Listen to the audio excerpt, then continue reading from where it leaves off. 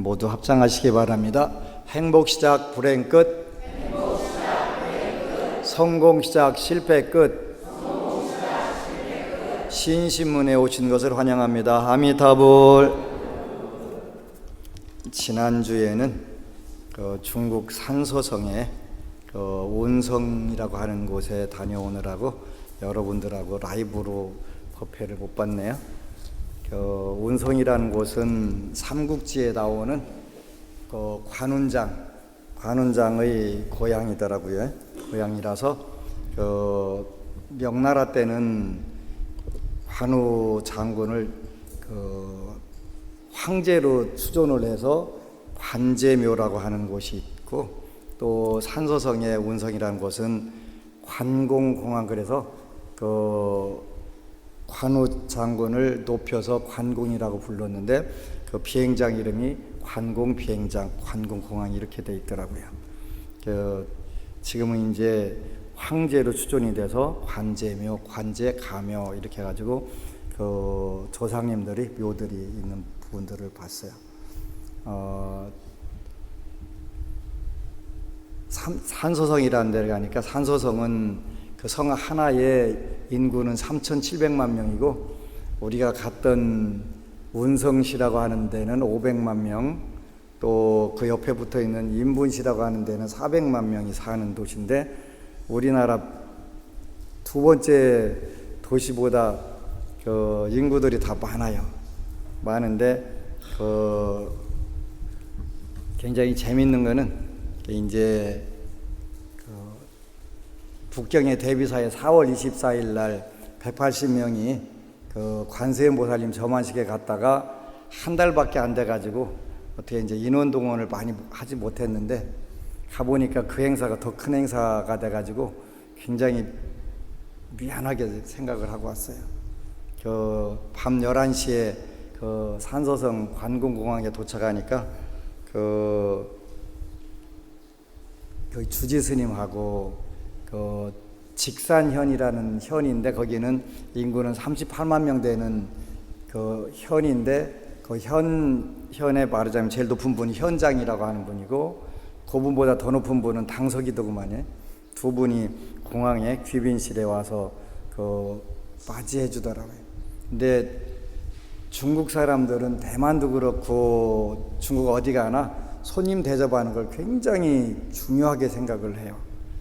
우리도 저렇게 할 수 있을까 하는 생각이 드는데, 4박 5일 동안 직산현의 공무원들이 9명이 배치돼 가지고 전부 우리 먹는 음식 전부 다 짜지 않게 맵지 않게 다 체크해 주고, 그 다음에 이제 곳곳에 관광지들 가는데 전부 무료로 입장하게 다 가서 전부 다 하고, 또 도로를 지나갈 때는 전부 다 앞뒤로 호의를 해주고 교통을 잘 통제를 해주고 하는 모습들을 보면서 현재 우리로서는 한국에 태어났기 때문에 그런 대우를 받는 부분들이 많이 있어요. 거기는 아무래도 북경하고 달라서 이제 시골이다 보니까 한국 사람들을 거의 처음 보는 수준에 되는 것 같더라고요. 그러다 보니까 더 대우를 잘 받고 이리 하고 왔는데, 중한 문화교류, 그래서 이제 백제금동향로하고 미륵방가 사유상하고 에밀레종 모형을 조성을 해서 기증을 하고, 또 서로 이제 문화 행사도 하고 이래 하는 좋은 행사였는데,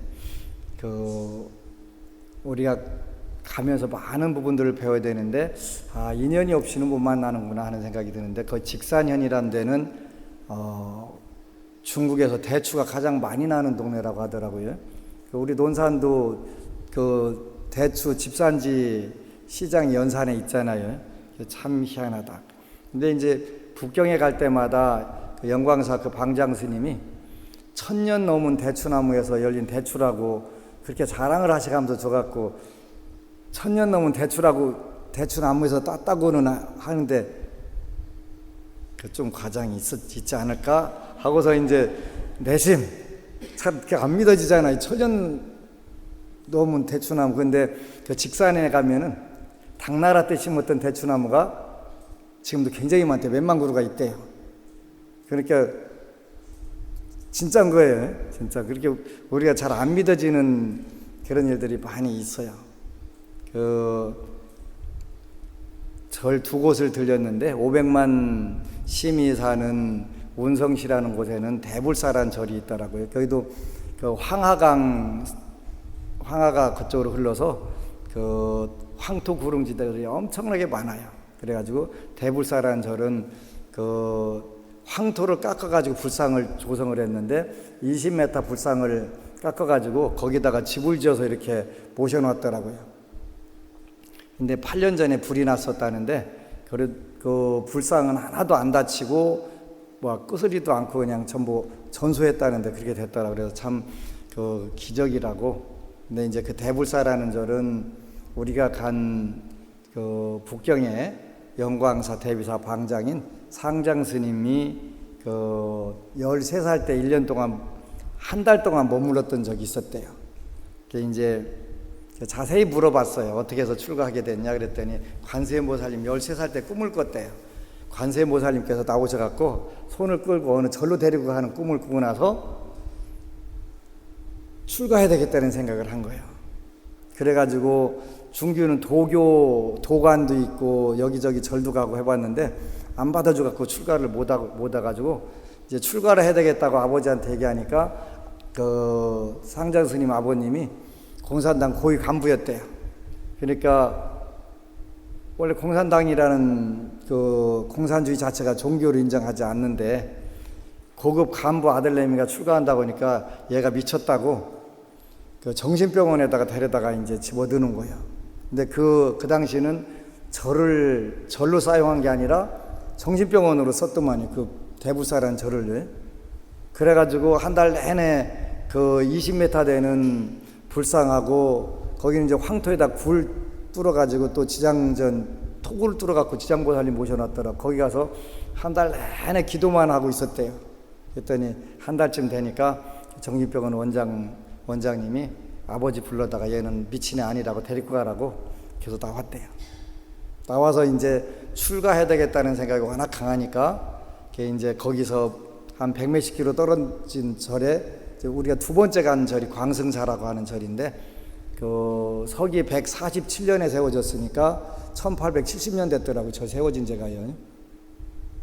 1870년 된 절에 이제 거기로 출가를 하러 갔는데 거기도 토굴로 이렇게 파고 그러고 살더만요. 옛날 살았던 그 침실 구경시켜 주더만요. 침실. 그 토굴 황토에다 굴 파놓고. 근데 이제 한 달에 한 번씩 할아버지 할머니 아버지 어머니가 집에 가자고 하도 졸라서 그냥 북경으로 탈출을 해가지고 그 뒤로는 이제 북경에서 그 살게 됐다고 하더라고요. 그래서 이제 그 두 절도 그 스님이 이제 인연이 있어서 그 전부 그 주지를 맡아갖고 하는 거예요. 근데 이제 그 전에도 말씀드렸듯이 그 스님은 그 북두칠성 별에서 왔는데 제가 기도를 그 북경 가서 보니까 했는데 6번째 별이 그 무곡성군이라고 하는 별이 있는데 그 군인을 의미하는 그 무자에다가 그러니까 무인 무자에다가 그 구불곡자인데 무곡성군이라는 곳에서 그 왔다 이렇게 썼는데 그 맞더라고. 이렇게 그 중국의 최고 그 장수 중에 장수를 꼽는 분이 관원장이잖아요. 관원장 고향에서 태어나가지고 거기서 무곡성군으로 무곡성군은 복덕이 구족한 분이니까 복과 덕이 많은 분이에요. 얼마나 많았냐면 그 대불사라는 절하고 그 광승사라고 하는 절하고 산소성에 있기는 한데 시가 달라요. 하나는 운성시고 하나는 인분시에 있는데 각각 그곳에다가 그 절들이 오래된 절들이라서 그 1870년 된 절이고 그렇게 된 절들이라서 그 지금은 이제 거기 우리나라로 말하면 그 관광구로 지정이 돼가지고 거기 이제 중국말로는 풍경구라고 하는데 관광구라고 지정이 돼서 수백만 평 땅에다가 불교 테마 공원을 만들더라고요. 수백만 평에다가 한데 돈이 수조가 들어간대. 우리나라 돈으로 수조가 들어간대. 그래서 그걸 어떻게 하냐고 그랬더니 그 스님이 그래, 나는 몰라. 그럼 누가 하냐고 그랬더니 저 여보부 남편이 한다고. 그분 남편이 우리나라로 말하면 불사 추진위원장인 거예요. 근데 본인이 다 낸대요. 수조를 본인이 다 낸대요. 그렇게 돈이 얼마나 많은지 모르지. 하여간 중국은 원래 자기가 돈을 얼마 가진지 몰라야 부자축에 들어간다대. 그러니까 수조가 되는 거를 전부 다 본인이 알아서 한다고. 이렇게 멋지다는 생각을 하고 저절로 사람도 아니야 소리가 그냥 나오잖아요. 사람도 아니야. 수조 들어가는 돈을 불사를 하는데 그게 이제 시에서 중국 정부에서 거기다 불사하라고 땅은 다 준 거예요. 땅은 수백만 평 주고서 알아서 하라고. 그래서 이제 세계 각국의 사찰들 지어가지고 그렇게 동남아 뭐 한국 모든 사찰들 지어가지고 한국 사찰, 일본 사찰, 스리랑카 사찰 이런 식으로 해갖고 이제 테마파크를 만드는 거예요. 그래서 참 대단하다 하는 생각을 하고 그러면서 이제 어떻게 문화교류, 한중 문화교류와 또 세계 화평 기도법회를 생각을 했냐 그랬더니 참 대단하다. 그러면서 대화하다가 요즘에 이제 중국 국가주석인 시진핑 주석이 1대1로라고 해서 뉴실크로드라고 이제 운동을 하는데 그걸 스님은 그걸 현장에서 실천하고 있네. 그랬더니 그 얘기 끝에 이제 어떤 얘기가 나왔냐면 시진핑 주석의 아버지가 주울레 총리의 비서였대요. 비서였는데 1958년부터 64년 사이에 중국에 가장 먹고 살기 힘들 때 주울레 총리의 비서였던 아버지가 시진핑 주석의 아버지가 황금 20kg을 영광사에다가 시주를 해가지고 그 돈으로 이제 영광사 중창불사를 했다고 하더라고요. 그 자료랑 사진이랑 다 있다고. 그래서 원래 시진핑 주석이 공산당이시긴 하지만 불심들이 굉장히 대단한 집안이라는 얘기는 들었는데 그 얘기 들으니까 정말이구나 하는 생각이 들더라고요. 참 대단하다 하는 생각이 들었어요. 그래서 하여간 중국은 몇천억, 우리가 얘기하는 게 몇천억이지 몇천억이 작은 돈이 아니잖아요. 몇천억 그런 불사를 하는 걸 가볍게 하는 걸 보면은 가끔 가다가 정체성에 혼란이 오고 회의를 느낄 때가 있어요. 2015년도에 11월 달에 두 절을 가게 됐는데 하나는 호북성이라고 하는 성이 있는데 동정호의 북쪽에 있다고 해서 호북성이고 그 밑쪽에 있는 성은 호남성인데 호남성도 옛날에 가봤는데 호북성에 황매라고 하는 데를 가니까 여러분들이 잘 아는 선종의 5조 홍인대사라고 하는 분이 사셨던 데가 황매현이에요. 거기는 철이 많이 나서 땅들이 철분이 많은 땅들이라서 황매, 황강 해갖고 이렇게 전부 이름이 그렇게 붙어 있고 제철소들이 엄청나게 많더라고요.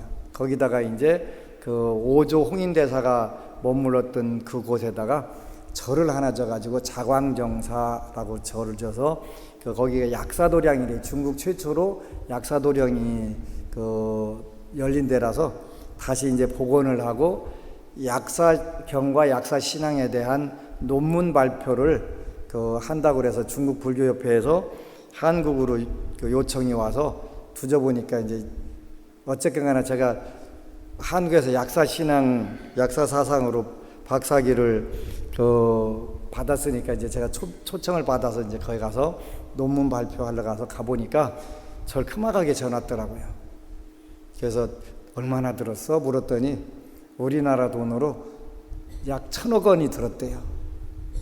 그냥 약간 우리가 볼 때는 무지막지 크고 중국에서는 별로 안 크고, 근데 그렇게 1,000억이란 돈을 들여갖고 절친 거예요. 그게 이제 논문 발표 끝나고 나서 바로 광동성에 주하이라고 마카오하고 강하나루 사이에 붙어 있는 동네가 있어요. 거기 갔더니 이제 보타사라고 하는 절이 있는데, 그 보타사 또 절 기념식 하는데 이제 초청받아가지고 가서 보니까 거기는 절이 좀 더 커요. 얼마 들었어? 그랬더니 거기는 그 자왕정사보다 2배 들었대요. 근데 돌로 무식하게 해놨는데 얼마나 무식하냐면 경내에 절 안에 한 25,000명 들어갈 수 있는 거예요. 논산 시민운동장 25,000명 들어가요. 근데 절 안으로 25,000명이 들어가고 못 들어간 사람도 몇만 명 되는 거예요. 그 절 안을 못 들어간 사람도. 그러니까 거기는 여기는 커야 되겠다는 생각이 들더라고요. 사람들이 무지막지 몰리니까. 근데 그 보타라카산을, 그 보타사랄 지은 스님은 광동성에다 그런 절을 7개나 지었다는 거예요. 그 사람도 아니잖아요. 그래가지고 이제 가뜩이나 주눅 들어가지고 왔는데, 그 2015년 한 달 후에 크리스마스 날 또 절강성 소홍이라는 곳이 있는데, 옛날에 비단이 많이 났던 데고 지금은 전 세계 그 옷감 물들이는 거에 80%인가를 거기서 그 소화해낸다고 하더라고요. 하여튼 옷감 생산, 비단 생산도 많이 되고 그런 곳인데, 거기를 가서 이제 산꼭대기를 올라가는데 만찬을 한다고 그래서 차로 올라가는데 한 1시간은 올라가는 것 같아요. 절로 아스팔트로 포장되는 올라가 갖고 보니까 거기다가 하여튼 자금성을 하나 지어놓은 거고 똑같은 거예요. 산꼭대기다가. 그래서 이제 그 만찬하고 그 다음날 이런 법당을 쳐가지고 천장에다가 미륵불상을, 무지막지하게 큰 미륵불상을 이렇게 그 하늘에다 띄워놨어요. 그래갖고 이렇게 하고서 저만씩 하고서 올라갈 때는 바깥으로 계단으로 올라갔는데 내려올 때는 그 법당에서 엘리베이터를 타니까 13층 밑으로 내려가지더만요. 13층 위에다가 법당을 지어놓은 거예요. 산꼭대기에다 속에다가 파갖고 엘리베이터 해놓고. 그래서 이제 거기 갔다 와갖고 이제 점심 먹다가 그 주지한테 물어봤어요. 건축비 얼마나 들었어? 그랬더니 그 중국 돈 위안화로 25위안 정도 들었어? 그러는 거예요. 25위안이면 우리나라 돈으로 하면 한 4천억 가까이 돼요. 근데 이제 그분들하고 보니까 7개 절 지은 스님, 3개 절 지은 스님, 이렇게 딱 보니까 내가 사람도 아닌 스님들하고 같이 식사를 가고 있는 거예요. 그렇게 갑자기 너무 허무한 거예요. 뭐요 도대체 나는. 그래서 이제 아주 주눅 들어가지고 정체성이 혼란이 돼갖고 이제 한참 고민을 좀 했는데 이제 요즘에는 내가 중국 불교를 위해서 할 일이 굉장히 큰 게 있구나. 건축불사는 내복력 갖고는 안 되니까 남이 해놓은 그 건축불사 거기 가갖고 할 일이 있구나. 불교 강의. 이걸 하면 중국 불교에 큰 역할을 해줄 수 있겠다 하는 생각을 하는 거예요. 그래서 이제 지금은 내가 훨씬 더 앞서가는구나 하는 생각을 하고, 이제 그 방법들도 가르쳐주고, 또 이제 어떤 걸 강의를 해야 앞으로 중국 사람들한테 먹혀 들어간다. 요걸 제가 다 이제 분석을 잘 해가지고 이제 가르쳐주고, 저도 이제 다시 불교 강의를 해서 중국어로 더빙도 하고 자막도 넣어가지고 이제 중국 사이트에다 올려줘야 되겠다 하는 생각을 해가면서 와서 이제 이번에는 아주 굉장히 기분이 좋았어요. 건축불사 규모 갖고는 우리가 어떻게 할 수가 없어요. 워낙 땅덩어리가 크고 재력이 풍부하니까 그리고 중국 불자들은 무지막지한 부자들이 그냥 수조를 자기 돈 들여가지고 테마파크를 다 쳐가지고 절에다가 헌납을 한다 이런 생각들을 가지고 사는 분들인데 어떻게 되겠어요? 근데 이제 광성사에 가니까 그 상장 스님을 따라다니는 젊은 전부 일을 지시하는 젊은 여보부가 있더라고. 그래서 그 누굴까 궁금했는데 그게 이제 그 추진위원장 부인이 됐는데 머리가 굉장히 잘 돌아가더라고요. 럭키 체인을 많이 가져가서 나눠주다가 하도 많은 사람들이 오니까 봉지에 몇 개 안 남은 거예요. 순간적으로 당황하잖아요. 이게 다 못 주는데. 그런데 그 여보부가 와서 후딱딱 그거를 달라고 본인이 거기서 딱 그걸 커버를 하더라고요. 야, 진짜 머리 좋다. 어떻게 이 생각을 이 순간에 하지? 그러니까 이제 그 돈이 얼마 가지고 있는지도 모르는 재벌 그 만화님 됐겠지. 근데 이제 그분이 그러더라고요. 그 저한테 그 법안 스님 중국에서 되게 인기 있고 인기 있대는 그렇다고 어떻게 그랬더니 내가 거기 가서 떠본 적이 없는데 지난번에 이제 그 한 달 전에 행사할 때 그 자료들이 중국 인터넷에 떠 있었나 봐요. 중국에 그 자료 보니까 하여튼 그 중국 국가의 종교국부터 해가지고 쫙 전부 오셨던 분들 인터넷 뜨고 이렇게 하니까 많이 안 돼요. 많이 알려졌고 그 또 중국에다가 그렇게 큰 불상을 기증했다고 그 덕분에 이제 인기가 있대. 그랬더니 한국을 오고 싶대요. 초청해달라고 하더라. 그래서 당연히 초청해줘야지. 왜냐하면 그 1조만 돼도 1%만 좀 우리 불사하는데 한번 질러보면 안 될까? 꿍꿍이 속이 다른 데가 있긴 있어, 그지? 꿍꿍이 속이. 그래서 또 어차피 재벌그룹 아나님들끼리 뭐 끼리끼리 놀지 않겠어. 그래서 이제 내가 한국 가면 초청을 할게 꼭. 그래서 이제 초청을 하려고 하다가 보니까 이제 수준을 맞춰야 되잖아요. 수준 맞추면 이제 절 팔아야 돼. 그래서 이제 우리 고유의 또 좋은 방법이 있어가지고 보니까 공주에 보니까 한옥마을이라는 데 있더라고요. 한옥 체험 프로그램을 만들어 갖고 호텔 스위트룸에 가서 자면 내가 그 비용 못 대니까 여기는 뭐 괜찮더만요. 할만하겠더만요.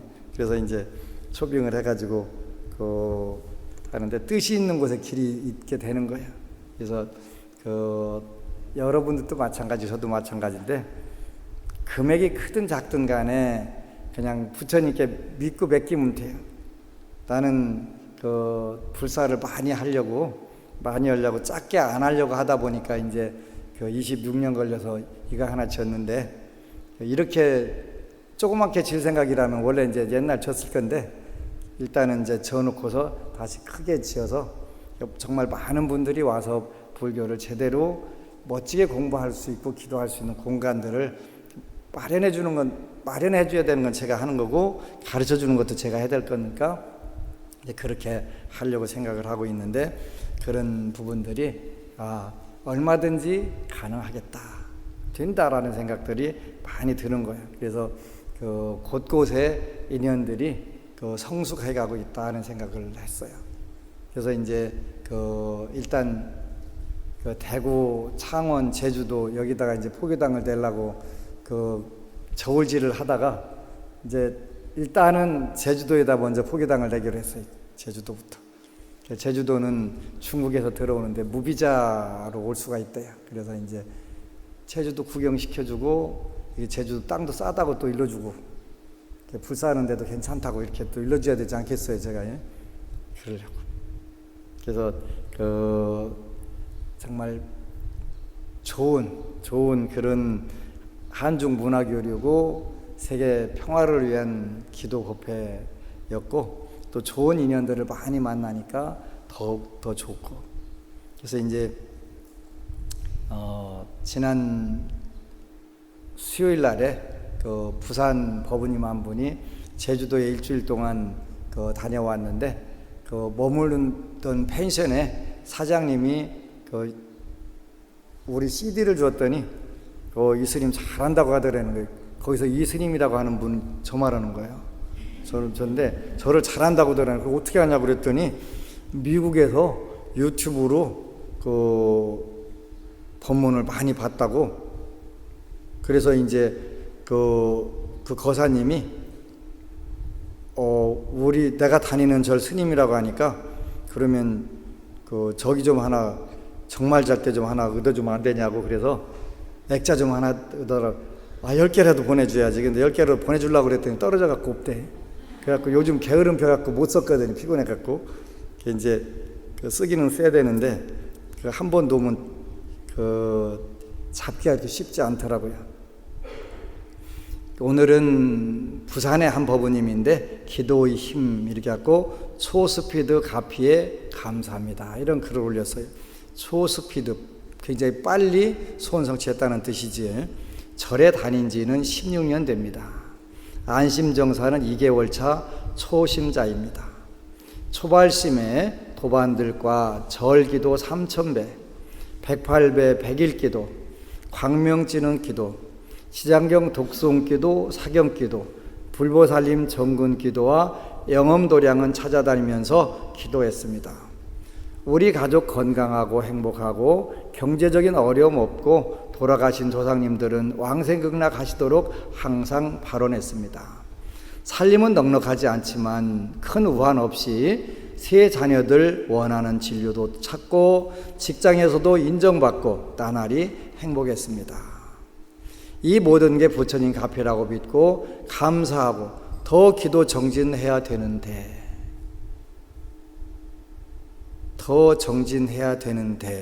했다는 얘기 안 했다는 얘기예요.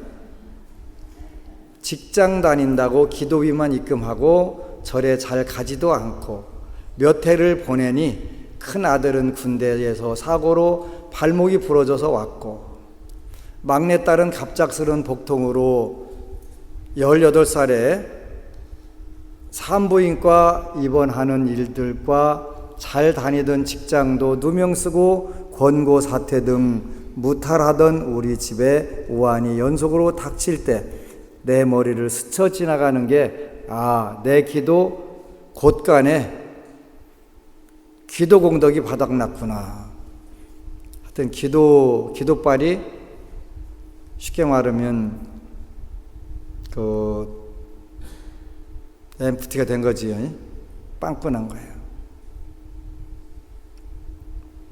부처님 찾고 영험하다는 도량 찾아다니고 사경, 독경, 정근 기도를 무작정 하다 보니 이렇게 기도하면 될까 하는 의구심도 생겨도 누구에게 물어볼 데가 없어 항상 찝찝한 게 뭔가가 부족했습니다.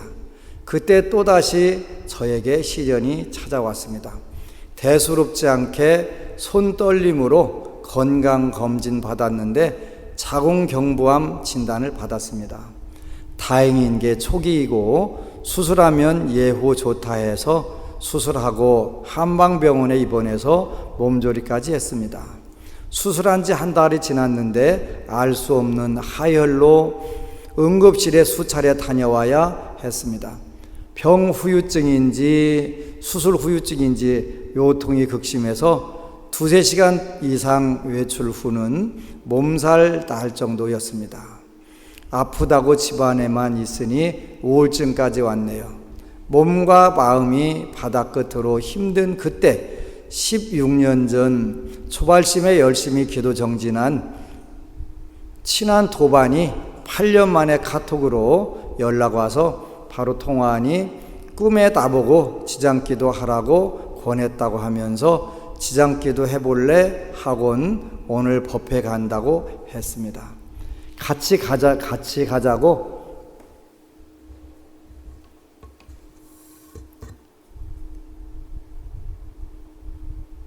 나도 같이 가자고 두말 없이 안심정사 달맞이절에 따라 나섰습니다. 문장력도 없는데 여기까지 읽어주셔서 감사합니다. 박수 한번 치고 가시자고요. 문장력 없는데 글 쓰느라고 얼마나 수고하셨겠어요. 이렇게 박수 쳐줘야지. 여기서부터 기적 같은 일이 쏟아집니다. 법당에 들어서자마자 CD 케이스에 계시는 스님이 우리 생활본문 CD 말하는 거예요. 거기 CD 껍데기에 져 있더라고요. CD에 계시는 스님이 제게 오셔서 다짜고짜 뭘 이렇게 달고 다녀? 누가 허리 아픈 사람 있어? 하시고는 제 허리를 몇 차례 툭툭 치시곤 처음 왔으면 기도 방법 안내받아서 기도하라고 하셨습니다. 종무실에서 지장기도 방법과 소원 기도문 작성법도 친절하게 안내받고 법회에 참석해서 알기 쉽고 누구나 이해할 수 있는 법안스님 법문에 배운 같습니다. 여러분도 처음 오시면 종무실에 가서 기도하는 방법도 배우고 또 선물도 받아갖고 그러고 가셔야 돼요. 저를 딱 안 마주칠 때라도 그렇게 하세요. 안 마주칠 수 있는 황도 많이 있으니까요. 3시간이나 앞바다리로 있어도 허리가 안 아픈 게 신기하고 의구심으로 담았던 기도 방법의 정답과 소원 성취로 가는 지름길을 알고 나니 정말 잘 돼 성공 시작을 오늘부터 시작하기로 했습니다. 철야 기도까지도 허리 싱싱입니다. 안심정사 법회 다녀오고 다음날 새벽에 바로 21일 지장경 독송기도 입제했습니다. 망설일 이유가 하나도 없었습니다. 너무 설레고 잠 안 자고 인시만 되기를 기다렸다 바로 기도했습니다. 그날 밤 꿈에 헌혈 버스 안에서 암 수술 검진 받는다고 공포에 떨면서 침대에 누워 있는데 흰 가운 입은 의사가 무서워하지 마세요. 안 아프다면서 주사기로 제 목에 주사를 놓아주는 꿈을 꾸었지요. 여기 목에다가 이렇게 주사를 푹 찔러더래요. 목에다가. 어디지 하겠더니 여기다. 그 후 집에서 기도 중에 심하게 악취가 나고 기도 끝나고 나면 안 나고 달맞이절에서 제수불공 관음정근 때도 악취가 너무 나서 누가 실례했나 하고 주의를 받지만 의심 가는 사람은 없었습니다.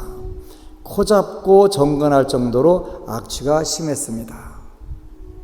근데 일반적으로 염증이 심하거나 주로 여태까지 경험상으로 보면 자궁암 가진 분들이 기도할 때 시궁창 썩는 냄새가 나는 경우가 많고, 그 다음에 서울에는 중이염으로 10년 동안인가 귀가 안 들렸던 분이 나을 때 그렇게 냄새가 악취가 심하게 나더니 그 귀에 고름이 싹 말라가지고 그 길로 중이염이 나섰다고 하더라고요. 그렇게 21일 기도 회양할 때쯤 암 수술 9개월 차 재진 검사를 이것저것 받았습니다. 환우분들은 검사 결과 기다리는 게 피말리는 시간이라는 걸 다 겪었을 것입니다. 저는 겁나지도 불안에 떨지도 않았습니다. 전 이미 부처님의 가피를 선몽으로 받았으니까요. 결과는 당연히 깨끗하고 이상 없고 피검사는 정상인보다 더 건강하다고 하네요. 부처님 감사합니다. 감사합니다. 감사합니다. 한 번 더 박수 쳐주세요. 21일 기도 회양 후 바로 49일 지장경 독송 기도 시작하는 첫날 꿈에 법안 스님께서 저를 평소와 다르게 대면대면하게 대해주셔서, 대면대면하게 하는 말은 충청도에서는 별로 안 쓰는데 부산 쪽에 이 단어를 많이 쓰더라고요. 그러니까 소 닭 쳐다보듯이, 그런 뜻이, 그냥 소중하게 안 보고 소홀하게 본다, 그런 뜻이 대면대면하게 이런 뜻이더만요. 법안 스님께서 저를 평소와 다르게 대면대면하게 대해주셔서 왜 그러신가 하고 있는 차에 친하게 지내는 지인들이 저에게 알려주는 말이, 법안 스님께서 평소에는 저에게 잘 해주셨는데 오늘은 소원하게 대하는 게 내가 다른 걸 믿고 다른 기도해서 그렇다 해서 법안 스님 찾아 뵙고 오해하시는 거라고, 스님 뵙고 그 후로는 다른 데 안 갑니다 하고 따져 묻다시피 하는 꿈을 꾸었지요. 굉장히 중요한 부분이에요. 여기가 사실은 신묘장구 대다라니 사경과 능엄신주 독송을 뿌리도 없이 하고 있었거든요. 그냥 초짜들은 시키는 대로 하는 게 제일 빠른데 잘 안 하는 경우들이 있을 경우에 이제 이 법원은 업이 열버서 바로 그걸 놔라 하고서 그냥 꿈을 꾼 거예요. 그죠? 논산 본차례 첫 철야 기도 중 지난달 두 번째 토요일 날 와서 기도한 거예요. 신묘한 현상이 있었습니다.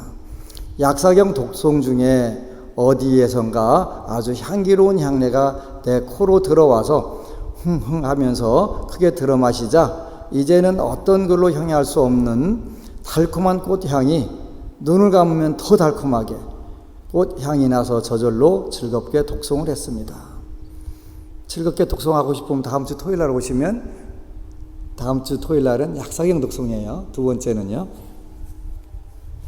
또 지장정건 할 때는 북소리 우르릉 쾅쾅 우르릉 쾅쾅 소리가 나서 시골인데 노래방이 동네 안에 있나 하고 생각할 정도였고요. 같이 간 도반은 졸려서 그런지 아무 소리도 안 난다고 하고, 그렇게 설레는 첫 철야 기도 후 꿈에 절의 행사 후 스님 세 분과 여러 지인들, 딸을 안심정사로 포교한 도반과 다과 시간을 가지는데 논산 안심정사에 계신다는 스님께서 소원 기도문 같은 서류를 보시고는 그 도반에게 잘했다 하고 다음 단계로 가라 하시고, 스님 저는요 기도 더 열심히 해야 되죠 하고 먼저 말을 하니 스님께서 그냥 웃으셨습니다. 센스 있네요. 그 외에 소소한 건 남편이 짜증내는 것도 기도 중에 한 번도 없었고, 큰아들 영업하는데 1년에 한 번 나올까 말까 하는 매출 달성과 막내딸 휴학 중에 친구와 중국어 말하기 대회 본선 진출, 딸을 많이 괴롭힌 전 직장 상사의 실체 확인과 자연스러운 인연 정리 등등, 이 모든 신묘한 힘이 기도 6주 만에 기적입니다. 이 정도면 소스피도 갚이지요. 법안스님 친견도 일사천리로 잡혀서 그간 내게 일어난 신묘한 현상과 꿈들을 말씀드리니 소스피드 갚이 받았네 하시고 수고했네 한 말에 모든 시련 다 잊혀지고 내게 제일 든든한 내 편이 되셨습니다. 이제는 아픈 것도 감사하게 생각합니다. 아프지 않았더라면 법안스님과 어찌 인연이 되었을까요? 내 복은 내가 짓고 내 기도 내가 해서 내 기도국 간의 공덕 가득 채우고 시련 또한 감사하게 생각합니다. 문장력도 없는 글을 용기 내서 남기는 건 저처럼 법우님들의 영험담이 기도할 때 좌절하지 않고 공감하고 멈추지 않고 기도할 수 있었기 때문입니다. 이 글 또한 한 법우님에게라도 힘이 되셨으면 합니다. 끝으로 투병 중인 법우님들이 안심정사 불보살님께 귀의하여 병이 치유되고 건강을 되찾기 바랍니다. 불보살님들께 믿고 맡기시고 기도정진 열심히 하셔서 빠른 갚이 받으시길 바랍니다. 부처님 감사합니다. 감사합니다. 감사합니다.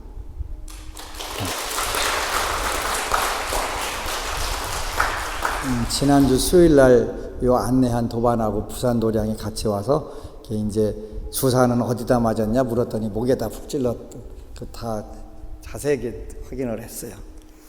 이제 여러분들이 지장기도문 기도하는 방법 그 팜프렛이 있어요. 그거 갖다 이제 읽고 기도를 하시면 되는데, 지난주에 부산에도 똑같이 이 글을 읽고 기도할 때 이렇게 해라. 이 법우님은 복이 많아서 대번에 29일 기도하고 49일 기도하려고 딱 시작하려고 할 때 꿈을 꿔갔는데 스님이 번쩍만쩍 하니까 도대체 왜 그러세요? 했는데 너 딴 기도하고 딴짓 하니까 그러지? 그렇게 이제 도반들이 일러준 거예요, 그지? 그런데 사실은 뭐라 그랬어요? 신묘장구대다라니 사경하고 등엄신주 독송하고 하고 있었다 그래서 이제 그 뒤로 놨대요. 안 한대요. 초짜들은 시키는 대로 하면 빨라요. 이 얘기 끝났는데 스님, 그런데 지장경 읽을 때 천수경은 먼저 읽어야 되지요? 묻는 거예요. 거기 써있대? 안 써있잖아요. 안 써있으니까 안 써있으면 안 읽어야지. 안 읽으면 돼요. 그럼 스님 끝나고서 108배는 해야 되겠지요? 거기 108배 하라고 돼 있대? 안 했으면 안 하면 돼. 그래서 그냥 하라는 것만 하면 돼. 공부도 못하는 애들이 꼭 그냥 이것저것 하느라 그지? 그냥 처음에는 그렇게 이제 그 꿈에 너는 됐다, 다음 단계로 올라가라, 꿈에 그렇게 받았으면 그 다음 단계 가면 되는데 그 전까지 아직 가지 마라, 가라고 안 했으면 그냥 지장경 꾸준히 읽으시면 제일 좋아요. 아까도 차담 시간에 잠깐 이야기를 했는데 제 아는 스님이 대한민국에서 신묘장구대다라를 최고 많이 읽은 스님이 있어요. 근데 아까 어느 법우님이 알더라고요. 거기는 한번 그 스님 아버님인가 누가 돌아가셔갖고 그 조문을 갔는데 신도들이 자랑을 하는데 앉아갖고 나는 5시간 화장실 안 가고 신묘장구대단에 읽을 수 있다고 그 자랑을 하더라고요. 녹음기다 해놓고 해봐라. 365일 24시간 풀로 돌아간다. 전기만 꽂으면. 그 절대로 화장실 안 간다. 녹음기가 화장실 가는 거 봤냐? 그게 뭔 자랑이에요, 그지? 자랑은 그게 몇 도 했냐가 자랑이 되면 안 되고, 이렇게 해서 나는 그 신심도 다져지고, 신심 다져지려면 뭐가 됐어야 돼요? 소원 성취를 현실적으로 잘하고, 나 불교 믿고 이렇게 잘 됐어. 그래서 다른 사람들이 본인들 그 사람들 보고서 불교를 믿게 해주는 게 그게 잘 되는 거예요. 그게 기도한 거예요. 한 번을 읽었든 100만 번 읽었든 관계없어요. 근데 그 전부 빨리 읽어갖고 횟수 채우는 대회가 벌어졌는데 그러지 아무 의미 없어요. 그거 녹음해갖고 고속 녹음기를 돌리면요 팩팩팩 돌아가요. 근데 신묘장구대다라니를 제일 빨리 하는 분이 30초에 한다대. 그렇게 하는 분 있어요? 있어요? 있대요. 근데 옛날에도 그런 분 얘기 들어봤어요. 그 계룡산 신흥암에서 어느 비구니 스님이 하루에 뭐 10,000번인가 한다고 그러고 그걸 10,000번 어떻게 해요? 말도 안 되는 소리지. 1초에 한 번씩 해도 하루에 몇 초밖에 안 되는데 횟수에다가 목 매달지 마라. 아무 의미 없다. 아무 의미 없다. 녹음해갖고 돌려놓으면 되지. 그거 부족하면은 녹음기 한 10대 사다가 막 돌리면 되지. 그거 부족하면 100대 사다가 걸어놓고 한 번에 막 100번씩 돌아가잖아요. 그거 얼마나 좋아. 그러면 되지. 희한하게 한국 부자들만 숫자에다가 뭐 100만 독을 했다고 원래 그래 소원성취 뭐 있어? 그랬더니 나는 명운가피를 받아서 그 현정가피는 잘 모르겠습니다. 이거라고 딱 내세울 게 없는 거예요. 긴가민가 한 거예요. 그러면 그건 신심이 형성되지 않잖아요. 신심이 형성되지 않는 거예요.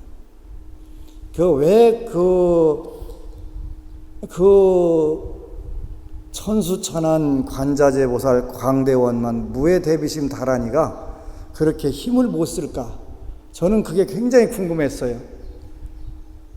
관세음보살님 천수천안으로 그 광대 영감이니까 끝없이 크고 넓은 그러한 모든 가피를 영적으로 다 감응해 주시는 그런 다란이가 왜 아무런 역할을 못하고 몇백만 독을 읽었어도 가피가 없을까? 나는 그게 궁금해요. 그런 게 왜 그럴까? 그게 굉장히 궁금했어요. 이거는 신묘장구대다린의 문제가 아니라 그 독송하는 분들의 문제가 있구나. 부산에 한 법우님이 저한테 찾아왔어요. 금강경을 만독을 했대요. 얼마나 걸리더라 했더니 4년 조금 못 걸리더라는 거예요. 하루에 13시간씩 금강경을 4년 읽으니까 만독이 되더래요. 한 독 읽을 때마다 왼수가 하나씩 더 나오더라는 거예요. 전에는 어려서부터 자기 아버지가 경찰이었는데 하도 자기 때리고 그래갖고 저 인간 어떻게 씹어먹으면 되나 이제 자기 아버지 저 어떻게 죽이나 맨날 그것만 지장경 한독 읽으면 읽을수록 더 분노가 막 세더라는 거. 그러더니 이번에는 동생까지 또 결혼한 동생이 이혼하고 오더니 막 더 죽이고 싶더라는 그거는. 금강경 만독 읽으니까 막 집에다 그냥 다 날려버리고 싶더라는 거. 그걸 왜 그러냐고 저한테 묻더라고. 아니 만독 읽은 분들이 모르면 내가 어떻게 하냐고. 그러면 금강경의 문제냐 읽은 사람의 문제냐 이걸 여러분 따져봐야 돼요. 반드시 따져봐야 돼요. 가끔 여러분들이 책 읽다가 이렇게 이제 가끔 이렇게 두드려 이렇게 떵떵 해봐야 되는 거예요. 어느 쪽에서 머리에서 소리 나는 건가, 책에서 소리 나는 건가, 이렇게 펑펑 소리 나면 어느 쪽이 빈 건가 잘 해봐야 돼요. 근데 몇백만 독을 읽어도 가피 없는 게 나는 이렇게 해서 됐다라고 자랑할 수 있는 게 없다면 그건 점검을 반드시 해야 되는 거예요. 금강경 만독 4년간 그 하루에 13시간씩 읽어갖고 채웠는데 카피를 입은 게 아니라 전에는 아버지만 죽이고 싶었는데 여동생까지 때려 죽이고 싶을 정도로 막 분노만 팽창하더라는 거예요. 아, 이게 뭐가 문제 있다. 뭐가 문제냐면 읽는 분들의 그 심적인 문제가 있는 거예요. 금강경을 읽으려면 어떻게 되냐면 금강경은 그 후 500세에도 이 그 금강경 부처님이 하신 말씀을 듣고 믿음을 낼 수 있는 자가 있을까요? 라고 이렇게 수보리존자가 물으세요. 여쭤보면 보시는 거예요.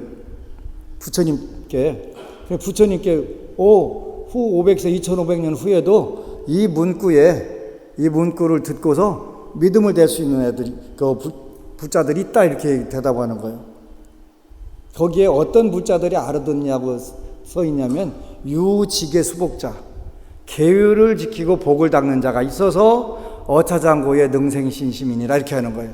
이 금강경 이 구절에 믿음을 신심을 낸다는 거예요. 능생신심, 믿는 마음이 생긴다는 거예요.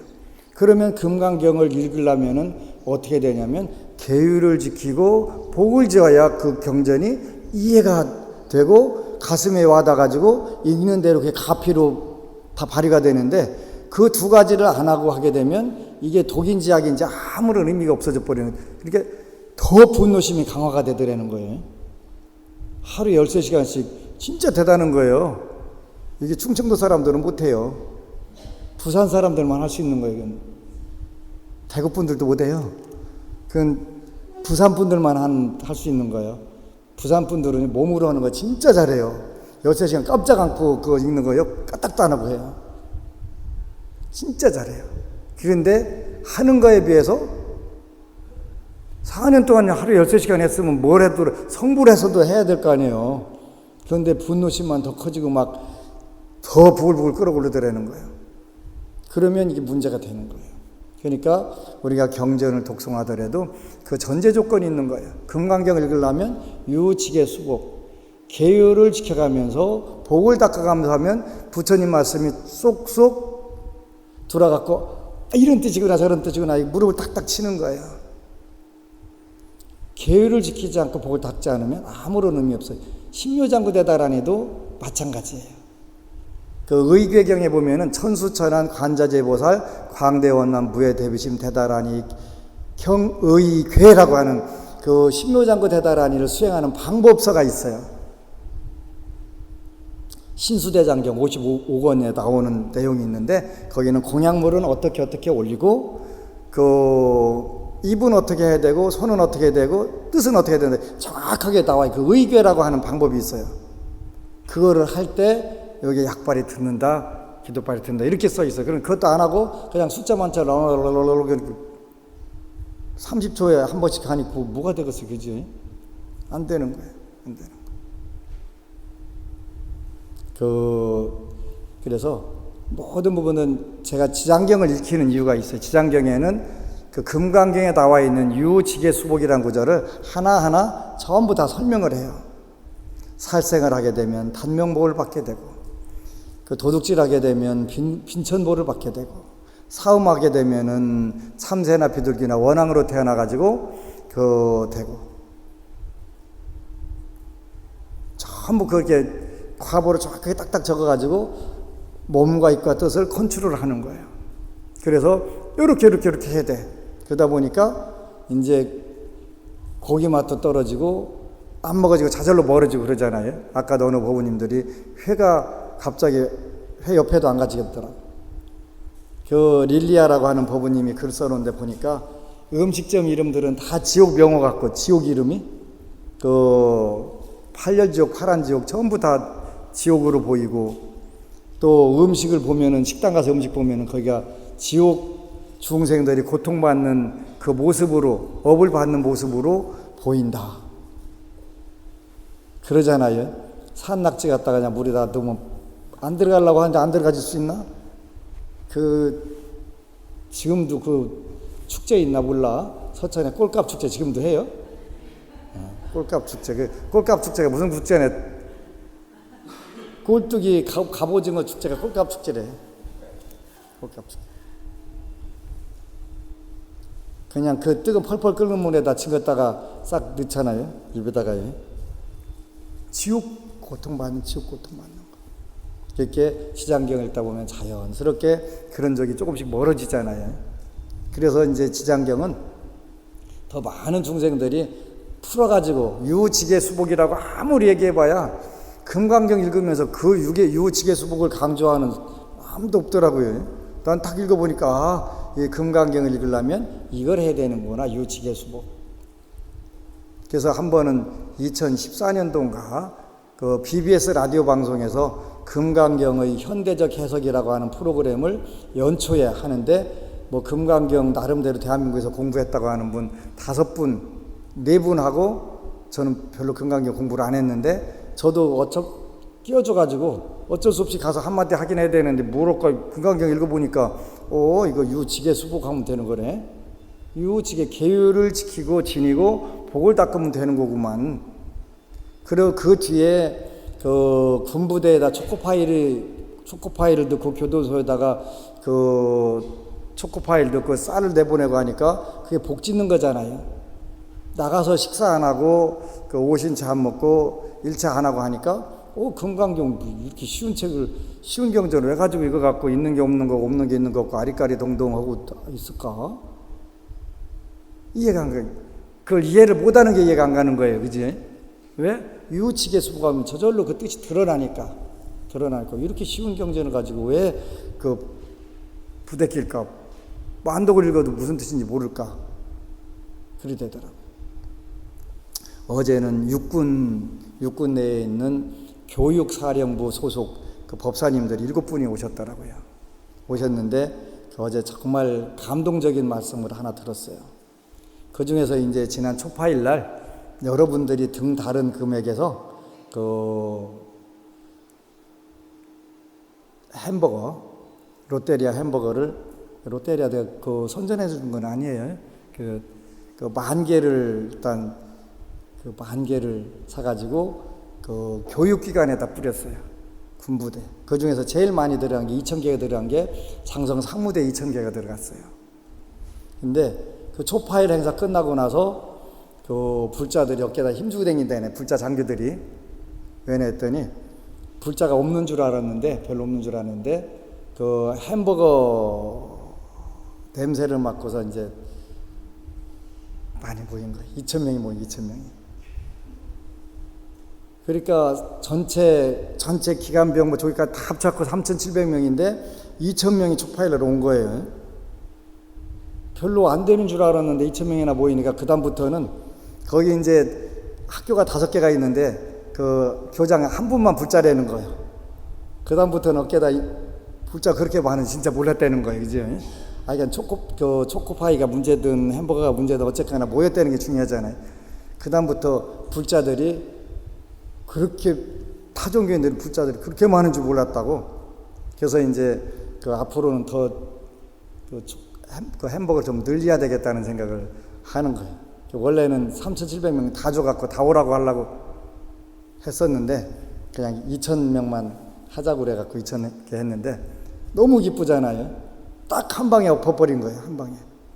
그러니까 지금은 장성 상무대는 불자들이 어깨에다 좀 힘을 줄 수가 있다는 거예요.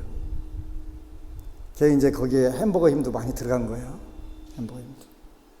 그래서 총 10,000개를 했는데 그러다 보니까 이제 타종교인들도 와라고 해라 했는데 우리가 이제 4번째 주에 가는 그 5사단에 그 군부대가 하나 있는데 우리 서울 법우들이 이제 음식을 직접 해가지고 가서 해줘요. 막 밀가루 같은 거 다 반죽했다 가서 김치 전도 부치고 가능하면 저기는 이제 육식은 좀 빼라고 그랬는데 뭐 군인들이야 육식 뺄 수가 없잖아요. 닭강 정도 해다 주고 막 많이 해다 주는데 한 번은 저기서 쳐다만 보고 있는 거예요. 오라고 그랬더니 저는 교회 다닌다고 교회 다니는 사람도 주냐고 묻더라는 거예요. 그런 얘기가 어디가 있냐고. 근데 그 얘기가 왜 나왔는지 제가 이해를 못했어요. 근데 어제 그 얘기를 알았어요. 대부분의 군부대에 있는 교회에서 절에 다니는 사람들한테는 음식과도 안 준대요. 그러니까 당연히 그 친구들은 절에 가도 안 줄 거라고 생각을 한 거예요. 그래서 못 오는 거예요. 쭈삐쭈삐도. 그래서 그런 게 어디가 있냐고 오라고. 야, 종교가 무슨 상관이 있어? 그잖아요. 음식 먹는데 종교 무슨 상관이 있어? 오라고. 그랬더니 이제 그 친구가 여기가 진짜네요. 그래갖고 한 번 오면 이제 그쪽으로 안 가는 거예요. 안 가는 거예요. 그래서 너무 그런 부분에서 아니 종교를 믿고 안 믿고를 떠나서 안 믿어도 줘야지. 그거는 자기네 종교만 먹으면 그게 뭐요? 그래도 우리가 불교인들이 그래도 아직 세상에서 인심 안 잃고 살 수 있는 정말 착하고 좋은 부분이다. 절대 구분하지 마. 내가 구분하지 말라고 하기 전에 구분하지도 않아 우리 불자들은. 그지? 하나라도 더 종교가 같건 다르건 간에 하나라도 더 먹여서 보내려고 하는 게 불자의 마음이니까 이 마음이 진짜 보살의 마음이잖아요. 그래서 어제사 왜 타종교인들이 절에 가서 김치전 하나 얻어 먹고 싶고 그런 구수한 냄새 얼마나 좋아해. 그지? 때로는 식혜도 해가고 이렇게 하니까 엄마표 김치전하고 먹고 싶은데 쭈삐쭈삐도 못 오는 거예요. 그걸 여태까지 계속 글을 써도 내가 이해를 못했어요. 왜 쭈삐쭈삐 데리고 와서 먹으면 되지. 근데 우리 생각이고. 근데 불자들이 그쪽 가면 안 준다는 거예요.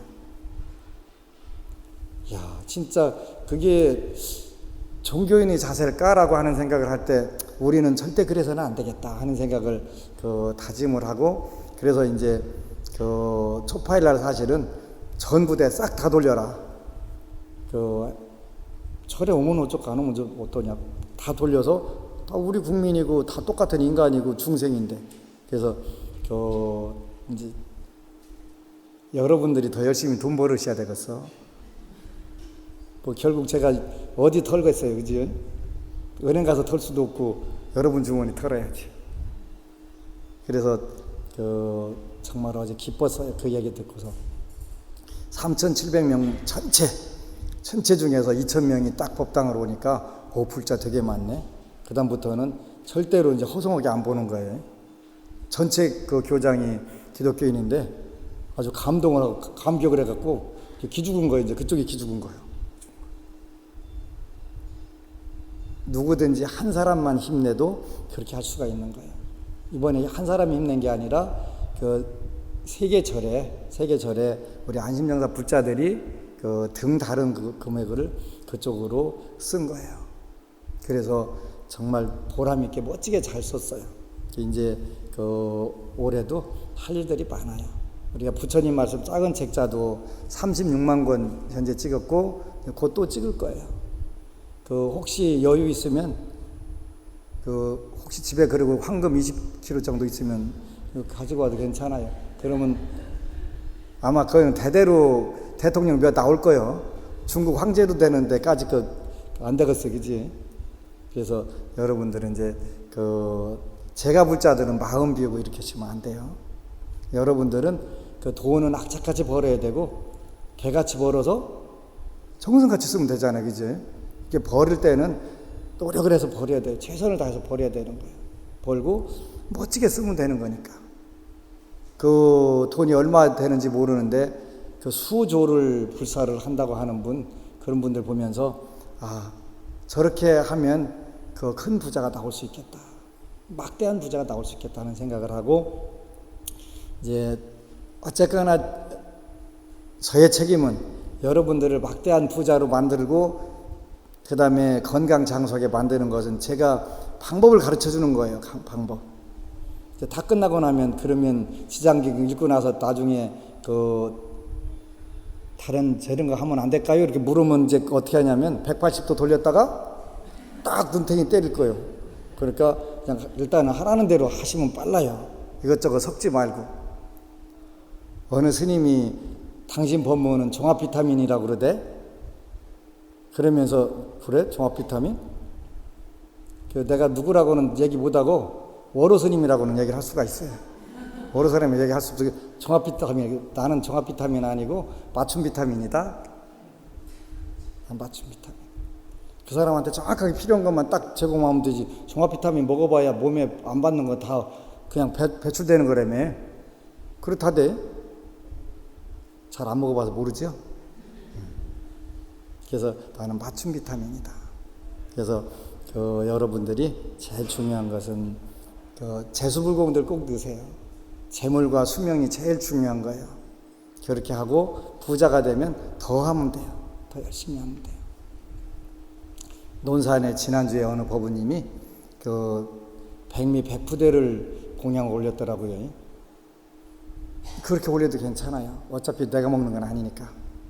부처님께 공양 올렸다가 그 100부대 10kg짜리 100부대 전부 다 이제 그게 사회 공동체로도 가고 여러 곳으로 가요. 작년에 20톤 나갔으니까 여러분들이 심는 거예요. 저는 그 방법을 가르쳐 드리는 거고 방법으로 안내 드리는 거고 그래서 많이 해서 여러분들이 막대한 부자가 돼야 제가 불사하는데 그냥 맘 놓고 할 수 있게 되니까요. 그래서 그렇게 하려면 전생에 업이 녹아야 되고 금생에 복을 지어야 돼요. 전생에 업을 녹이는 방법은 독경하고 연불 하면 돼요. 그 중에서 가장 빠른 것은 지장경이다. 제가 경제학과 출신이에요. 최소의 노력으로 최대의 효과를 보는 게 제일 잘하는 거예요. 그거보다 더 중요한 건 없어요. 그래서 저는 늘 빠른 것만 찾아요. 빠르고 안전하고 그 효과가 큰 걸 찾는 거예요. 그걸 찾은 것이 여태까지 찾은 것은 지장경이에요. 그래서 지장경을 하라고 하는 거예요. 지장경을 독경하고 연불하게 되면 수겁, 전생의 업이 소멸되는 거예요. 그리고 현재는 여러분들이 지장경 읽어보면 해야 될 일과 하지 말아야 될 일들이 명확하게 구분이 되지요. 그러면 이제 복을 짓는 쪽으로 자꾸 틀어가는 거예요. 복을 짓는 쪽으로. 복 짓는 건 쉬워요. 관세음보살 보문포문을 독송을 했는데 천수경에 보면은 시박참회라는 게 됐어요. 살생중재, 투도중재, 사음중재, 망어, 악고, 양설, 기억, 탐진치. 요거를 거꾸로 하면 돼요. 그게 선업이는 거예요. 살생 대신에 호생환보. 생명을 보호하고 환경을 보호하고. 그 다음에 도둑질 대신에 근면성실하고 열심히 노력하고 또 조금이라도 여유가 있으면 나누게 되고. 사음하는 대신에 올바른 윤리도덕을 지키려고 노력을 하게 되고. 그 다음에 거짓말, 꾸민말, 이간질, 나쁜 말, 요 대신에 입을 곱게 쓰면 되고, 그 다음에 탐진치 생각은 항상 약간의 넓은 마음을 갖게 되면 그게 금생에 여러분들이 복을 짓는 방법이에요. 그래서 불교는 논리적으로 전생의 업을 쉽게 소멸하는 방법도 있고, 금생에 새로운 선업을 멋지게 짓는 방법도 있고, 동시에 다 되는 거예요. 그래서 그렇게 해가지고 이제 조금이라도 여유가 되면 유직에 수복하는 거예요. 계율을 지켜가면서 자꾸 복을 지어나가는 거예요. 그렇게 되면 어느 순간에 정말 대단한 복력들이 생겨요. 중국에 가서 그냥 환영받는 게 아니고 우리가 해야 될 일을 할 때 받는 거예요. 미륵방가사유상 한 분당 900만 원씩이에요. 두 분 모시고 갔어요. 향로 340만 원씩이에요.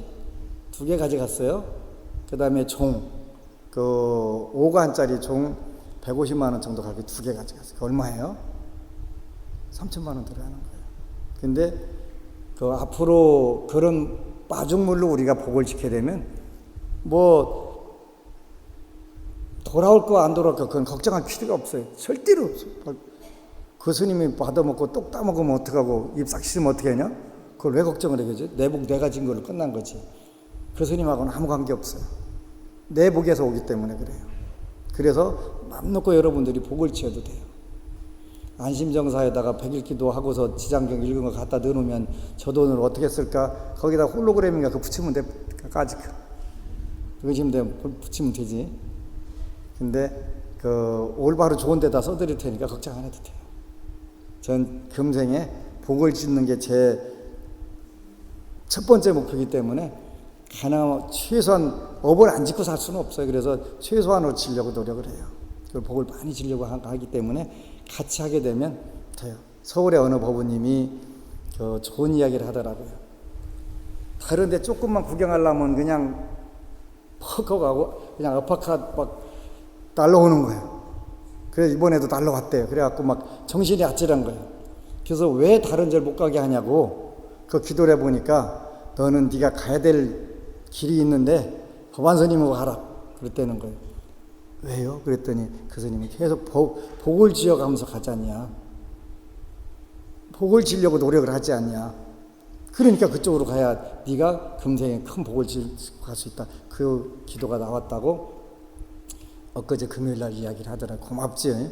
뭐 제가 복을 많이 짓고 한다는 뜻이 아니라 어쨌거나 저는 그 악업은 적게 지려고 노력하고 복은 더 지려고 노력하는 그건 확실해요. 제가 복을 많이 짓고 한 적으로 떠나서 그 마음은 확실해요.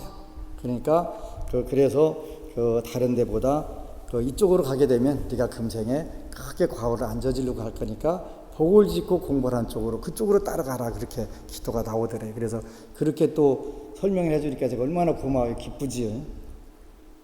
더 열심히 잘해야 되겠다 하는 생각을 하면서